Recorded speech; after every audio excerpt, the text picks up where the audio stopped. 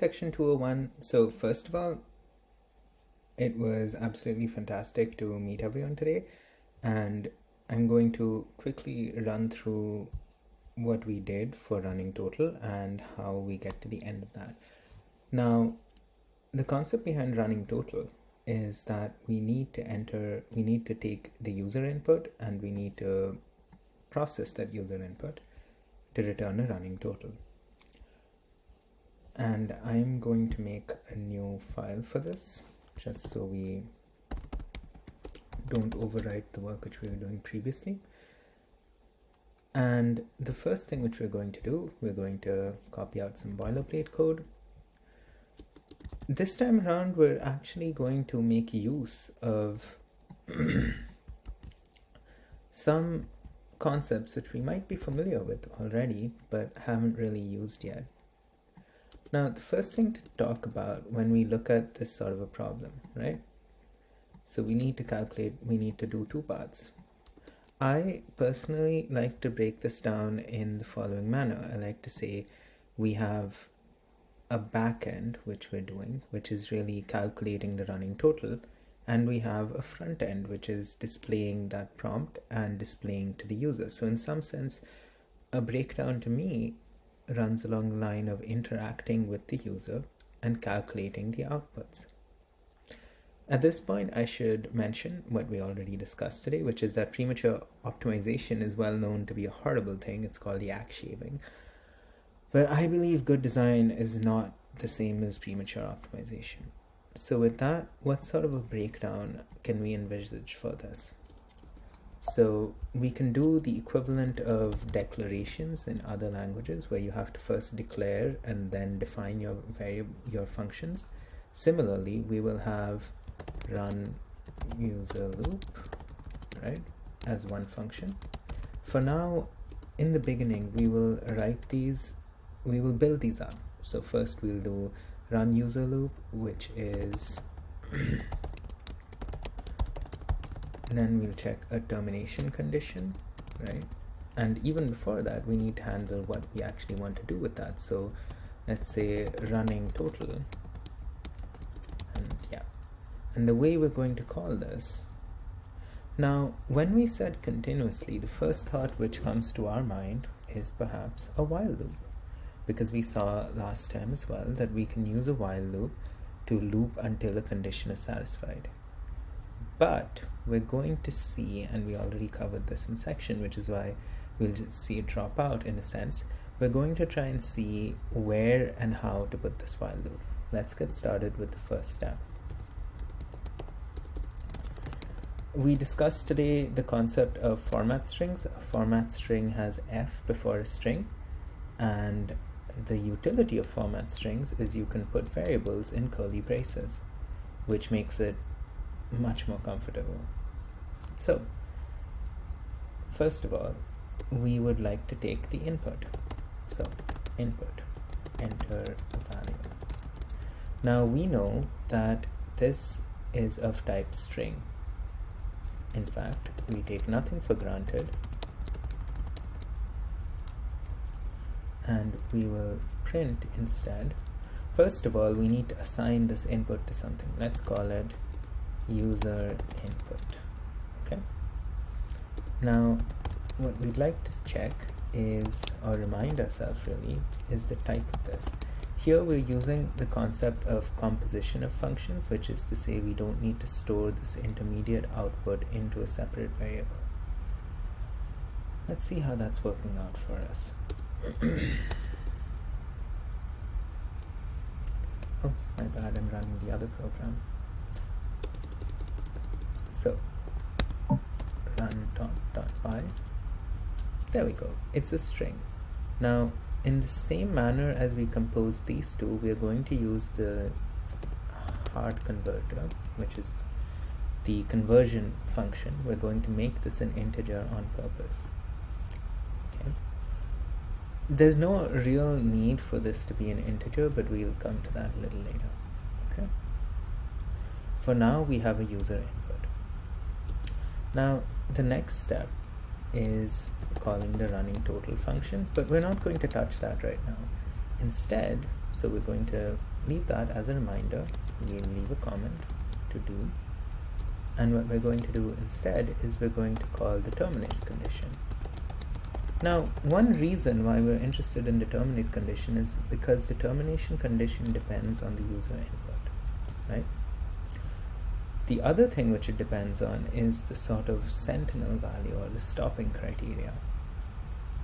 Remember, when we talk about global variables, they're variables which stay constant throughout the lifetime of the program. So let's call this a sentinel variable, or I'm going to call it terminate condition, or terminate signal, and I'm going to call it 0 because that's what our condition is.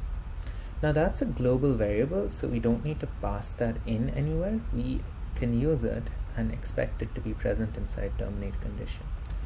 So what is the condition? If the user input is not equal to 0, then what do we do then? Think about where we are in the execution right now. What are we trying to say? We're saying we start inside this user sort of UI thing, then we do running total, which we're ignoring for now, and then we're here. So if we do nothing, then because the program execution is top to bottom, then we'd end. This is the exit point. What if I call this again? Then we flow once again downwards. So we have this implicit sort of loop condition. This is a special kind of loop. And the reason why it's a loop is because this function depends on a value which is being passed in from here. Let's see that concretely. If the user is not equal to 0, if the input is not this termination signal,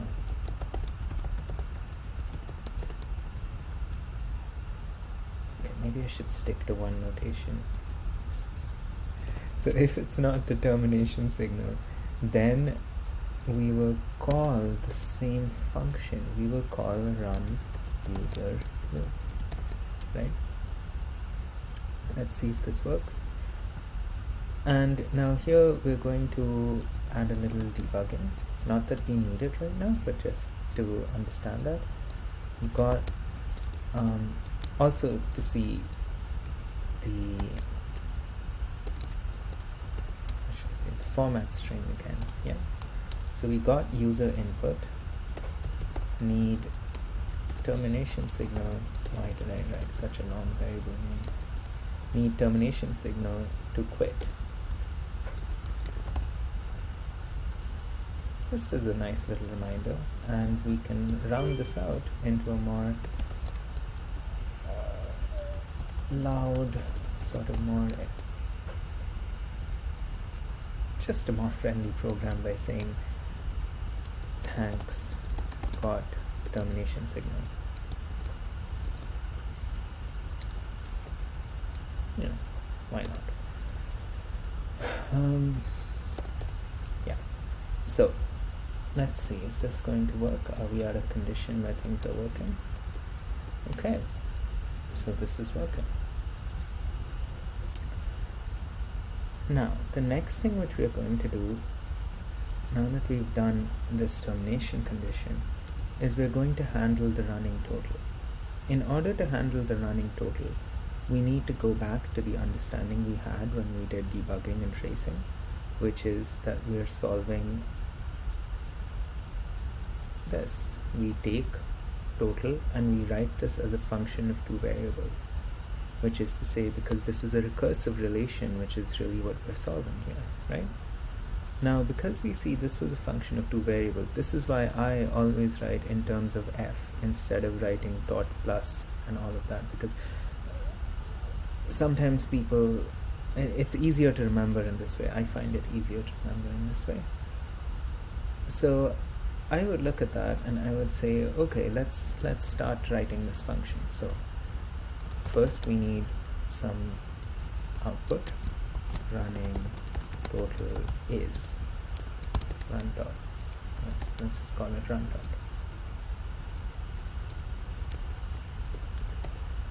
And run tot is equal to, and here we have a problem. We can't use a global variable because a global variable is meant to be immutable. If you use a global variable, immutable means it does not change throughout the lifetime of your program. If there are ways around this, we won't go into that. It's a very bad practice. Whenever you end up reaching for those kind of underhanded tactics, then you've made a mistake and you should redo your code. Go back to the drawing board, refactor. Okay? Right. So the running total would be some function which would be like running total plus user input, right? We still need user input. So now we first recognize that there is a variable which we needed, user input. Also, because of the functional form, we recognize that we need another variable, which is the previous total, if you will. At this point, you might be thinking, what is the right way to do this? Let's think about this. If we define run total in main before we call run user loop, and we pass it to the run user loop,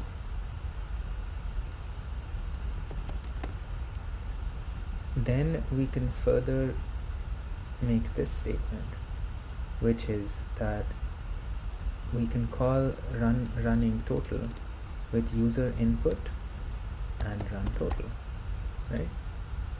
Which means now here we have a run total which flows from main to run user loop to run total, right here. Now this is defined. So far so good, until we recognize that this is not going to run. Pause the video and think about why this is not going to run. It's not going to run because we call this loop from here. And then the question is, well, what run total can I give here? And the answer is, well, we have to propagate the same running total. So we add run total as an argument to the variable. Now, what's very important is the logical order in which we build up this program, right?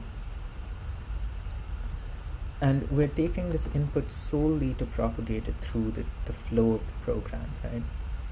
And let's see where we're at right now.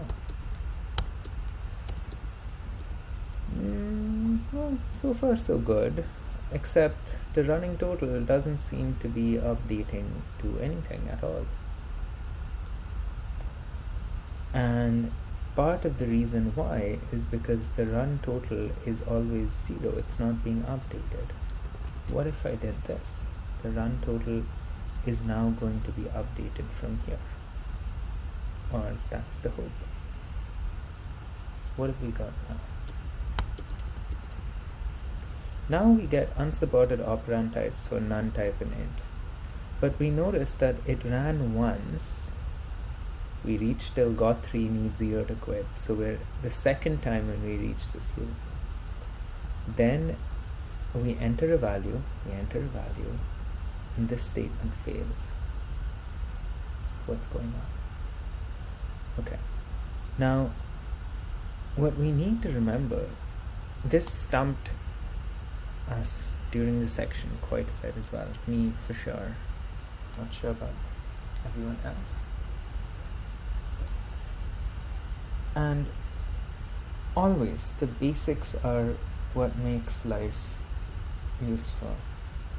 Until now, we have been dealing with an input, actually multiple inputs now. But what was our original definition of a function? Takes one or more inputs and returns an output. What is the output of this function right now? We didn't define it. We have not yet discussed outputs at all, right? The none type is coming, so first of all, let's be very clear about this.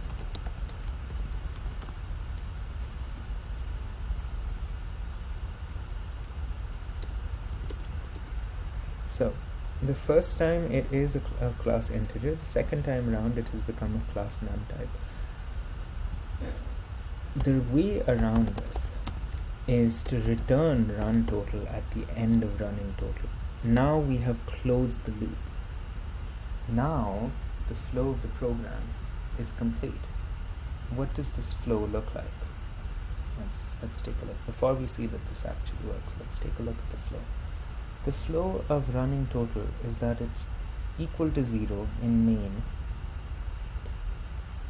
Then it goes into user input where nothing happens to it. Okay? Well, okay, that's not true. It's updated, and the update happens because of the function calc running total.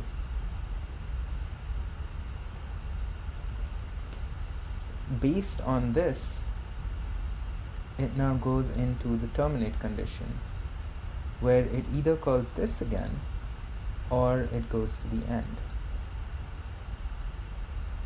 Okay, and simply because, so we have to pass run total from here. All the arrows pass run total because that is, in some sense, we're emulating what a global variable should have done if a global variable was mutable, which is we need to pass it. The return is crucial though. Unless we return an updated running total, we were getting the none type error, which is to say we were not assigning that value to anything anymore. It was going out of scope and being replaced with none. Talk is cheap. Let's see that this actually works, yeah? And of course, a typo to humble us all. And now we seem to be in business. Everything seems to be working, right? So there you have it. A lot of important things have been covered. None of them trivial. So take your time. Now the extension is for minimum and maximum, which I would expect everyone to try as well, especially because think about when and where and which variable you need to pass and whether or not. Okay, so I'll give you guys a little hint. The little hint is maximum and minimum so far does not affect terminate condition. So we are adding to the back end, not the front end. The front end is finished per se, the user interaction loop. Remember how we did the entire logic of the UI, the front end, without touching running total, and then we went back and implemented running total. Similarly, we've done running total. Now we need separate functions for max and min. So yeah, think about this. I'm certain everyone will be able to do it. If not, there's always the end, and I'd be really happy to help you guys out. About Fizzbuzz. So Fizzbuzz is a slightly interesting problem to consider, and it's important to note right at the onset what makes Fizzbuzz an interesting problem. Okay, the real interesting part of Fizzbuzz, or what sets Fizzbuzz apart, is sort of this logic, which is division. Okay, so my bad, I should have kept the description open. So what's going on is you count from 1 to a number. As long as it's divisible by 3, then the computer counts fizz. If it's divisible by 5, the computer counts buzz. If it's divisible by both, it counts 3 and 5. Once again, we can and we will decompose this problem in terms of a front end and a back end. Okay. Furthermore, what we can do is we would like to define some constants. So we count fizz based when it's divisible by 3, and we count buzz when it's divisible by 5, and we call Fizzbuzz when it's divisible by both, right? Now, we could do this in one function. So first, the base logic. Okay. What this exercise is about this very special modulo function. To describe the modulo function, I would like to, I think the modulo function is something which is clearer by example. The modulo function returns the remainder. So 3 modulo 6 returns 3, 3 modulo 3 returns 0, 3 modulo 2 returns 1, 6 modulo 3 returns 0, so on and so forth. So if it's perfectly divisible, then it gets 0, otherwise it will return the remainder. Okay? The modulo function is the crux of Fizzbuzz. With Fizzbuzz, what we need to do is we have a backend logic which requires the understanding of when to count a fizz and when to count a buzz. And we also have, actually that's all we have. There is one other special feature of Fizzbuzz which deals really with the range function. So what do we know about range? We saw range all the way back in Carol as well, right? What's special about range? Now, I'm going to do something to demonstrate what values are produced by range. So range is a function which gives us, we start from 0, Python is 0 indexed. So starting from 0, we go to n minus 1. But the range function is better than that. Help, range.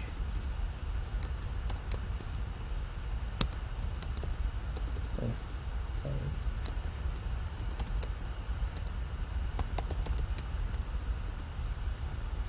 Then we see that there is a form which is start, stop, step. Step is optional. In this case, note that we count up from 1 and up till the number. So we need, therefore, range 1 to 4, and yes, we could have defined a step, in which case it does what's expected. We can't provide floats to this, it has to be integral, but yeah.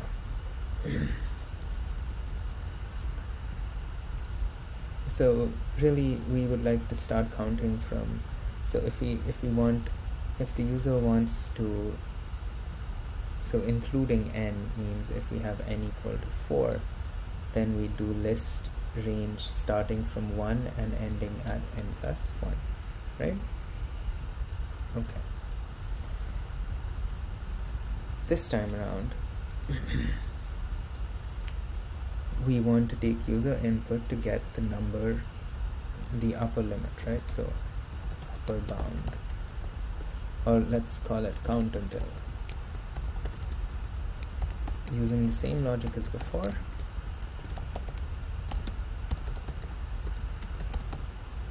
number to count up to, we are immediately converting it into an integer as well. Then we say, now here we can use a for loop because we know exactly how long we want this loop to continue.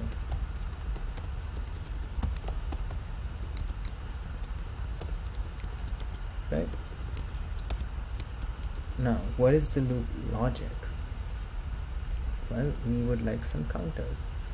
Notice that the form which I'm doing right now is without doing good design. This is because we discussed the other kind, my favorite kind, good design is not premature optimization in the previous exercise.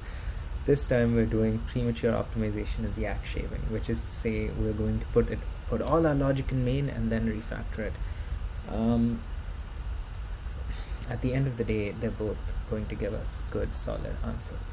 So what do we need? We need some variables. We need to, what we would like to print out the number of times fizzed, buzzed. So these are counters. So we will initialize these counters here before the loop.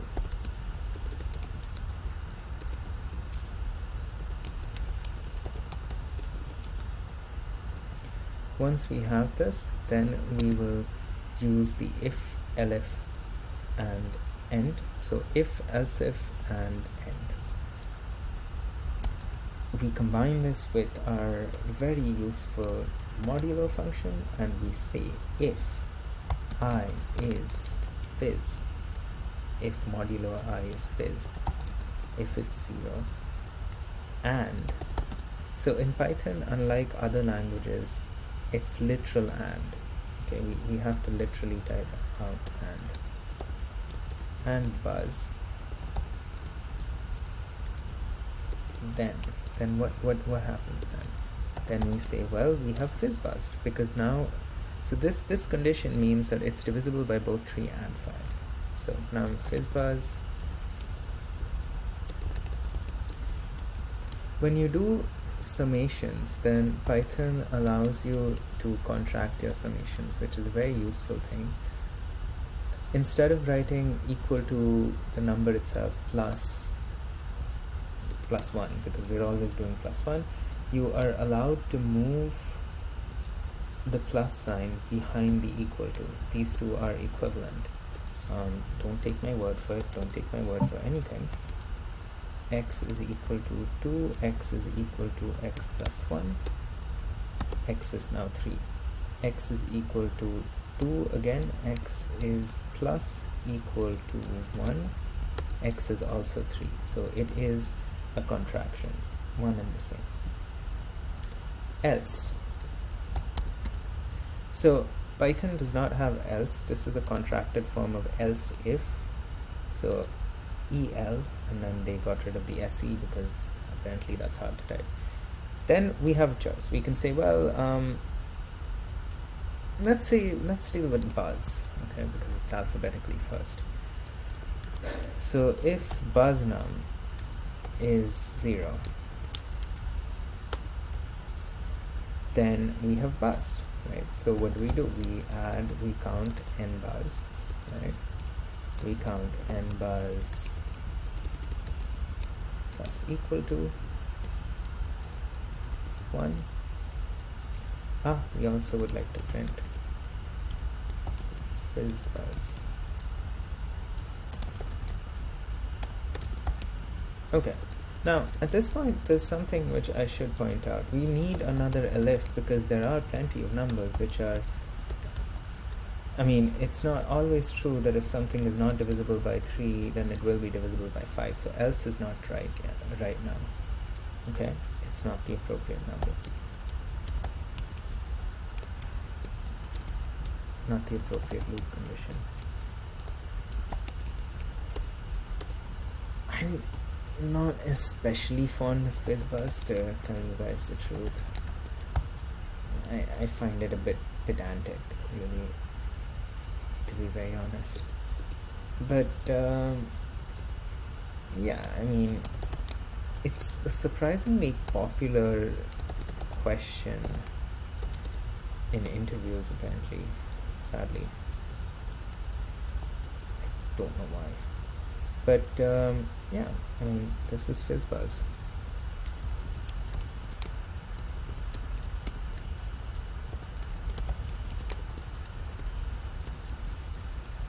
So, in and of itself, this is not something which is perhaps a lot of fun to think about. There are some complications here, and those complications come when you consider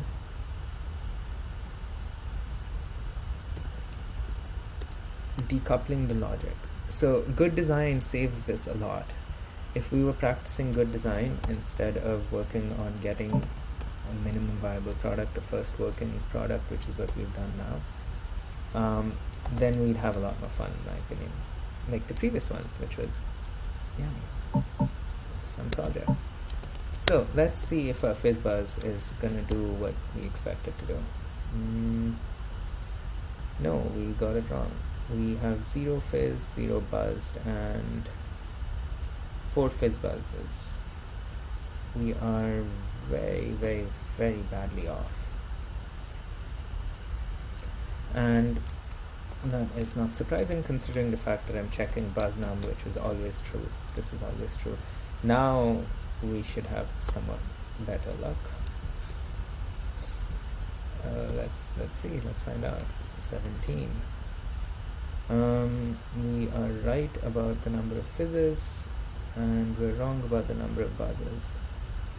Actually, no, we're wrong on both counts. What's going on?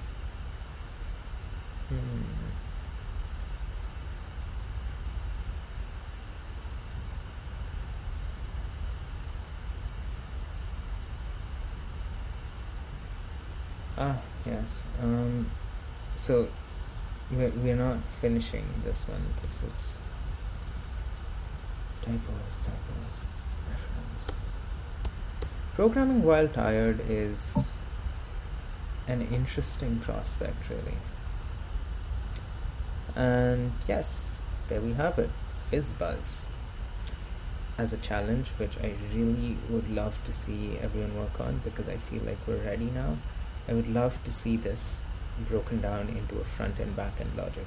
So similar to what we did in running total, we would like to break this into a user front-facing thing where you take the input and you send the input somewhere into a black box.